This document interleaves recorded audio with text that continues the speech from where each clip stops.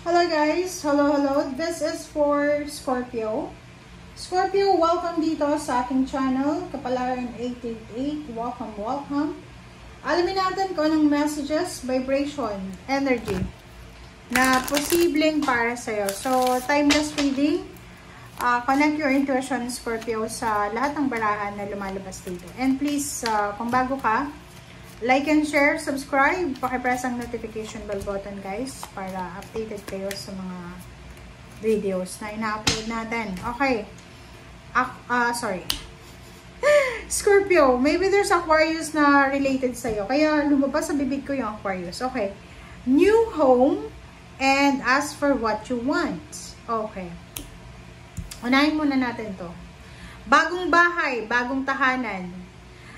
Sinasabi ng baraha dito, Scorpio, na posibleng ikaw ay magkakaroon ng offer ng tirahan. Or maybe you're relocating, you're traveling, you're relocating, you're moving. So, posibleng naghahanda ka ngayon para sa paglilipat bahay, paglilipat ng trabaho. And this movement ay sinasabi na nasa tamang direksyon ka. So, kung ano man tong plano mo na maybe yun, pwedeng ikaw ay magtatrabaho sa ibang bansa, or lilipat ka ng bahay, lilipat ka ng trabaho, or work, or residence, sinasabi sa'yo na nasa tamang direction ka. Second card natin is ask for what you want. Okay, so, sinasabi ng barahan na humingi ka daw ng, or hingin mo kung ano yung kailangan mo. Okay? Hindi yung kapritsyo, kailangan natin, or gusto natin. Let the universe and other people know what you need. So, sinasabi ng baraha sa'yo dito, Scorpio, na huwag tayong, parang, anong tawag doon? Kailangan mong humingi. Like, for example, kung may mga needs ka, halimbawa, wala kang trabaho, yung asawa may trabaho. Kung may kailangan ka, humingi ka ng tulong kasi hindi niya naman alam kung ano pangangailangan mo personally. Parang ganun. So, yun. And hayaan mo ang universe na malaman kung ano yung kailangan mo by prayers. And yung mga tao sa paligid mo, make sure na alam din nila kung ano yung mga kailangan mo. Okay? Kasi yung nasa Bible yun, diba? Ask and you will receive. Wala tayong makukuha kung hindi natin sasabihin, ipapaalam sa mga tao sa paligid natin yung kailangan natin.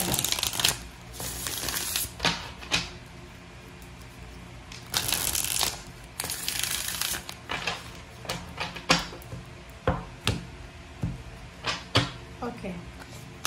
First card natin is from the second deck is Four of Wands. Oh, this is resonated sa new home mo. Wow, congratulations sa'yo. The Hierophant, OMG. Congratulations talaga, Scorpio. The Moon. The Emperor. And the Tower. Sa ilalim mo, guys, is the World card. So, this is your focus. Okay, Scorpio. Sinasabi ng baraha sa'yo na maybe you're moving talaga. Maybe nasa ibang bansa ka na, so you're moving to the other country for vacation or for work. Maybe yung iba sa inyo dito, tapos na yung kontrata sa ibang bansa, and naghahanap na kayo ng ibang pwedeng lipatan. Okay, yung iba naman, pwedeng nasa Pilipinas ka pa lang, nagka-apply ka ng trabaho as an OFW, and sinasabi ng baraha sa iyo na possible mo na matagpuan yung talagang para sa'yo. So, there's a Four of Wands. There's a celebrations. Like, for example, there's a celebration because of housewarming, house blessing, additional member ng family. There's a wedding anniversaries. There's a wedding. There's a new location, new job. This is balance. This is stability and balance and security para sa family. And same din dito sa Chariot and Four of Wands. Sinasabi ng baraha na there's travel, there's expected and unexpected travel, there's a success, hard-earned success, so pwedeng yun.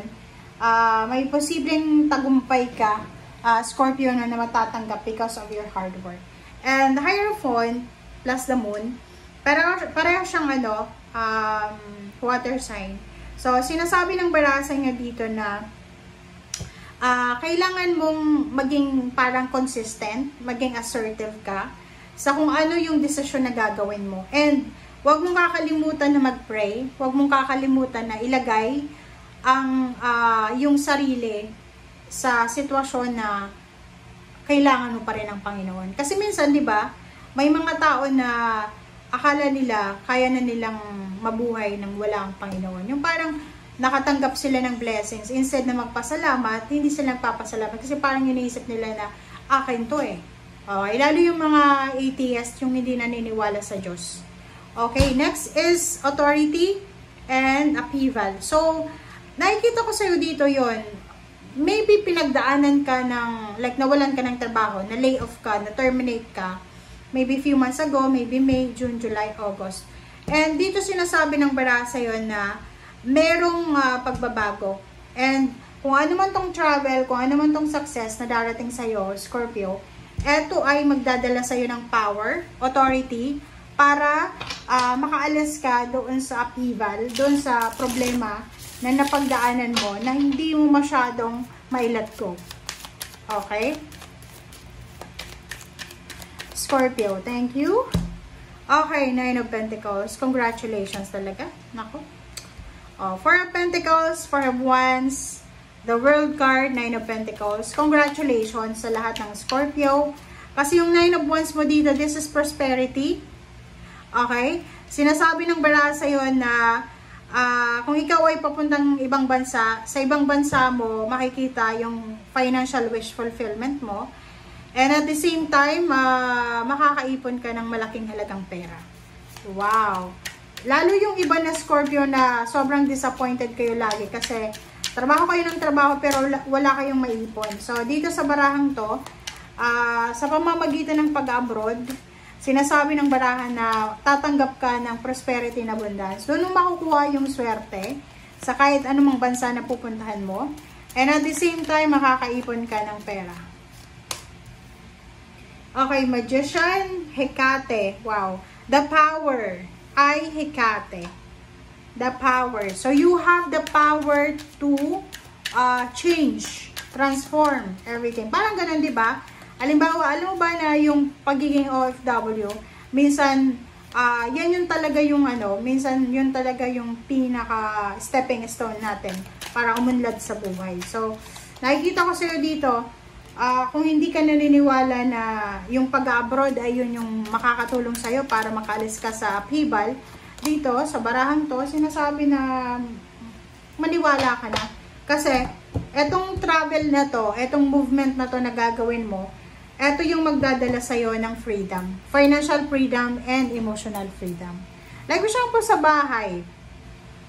Halimbawa, nasa lugar ka, sitwasyon ka na nasa in-laws mo, nakatira ka, malapit ka lang, like, magkakalapit lang. Sobrang ingay, gulo. Diba?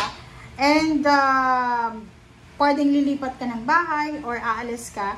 So, sinasabi ng barahan na because of this travel, because of this movement, makukuha mo yung freedom. Emotional, syempre, emotion, kakalma ka. Magkakaroon ka ng peace of mind kasi may pera ka na. And financially, ganun. Hindi ka na problema kasi may sweldo ka na talaga na stable every month. Okay, thank you guys for watching and see you again. Bye!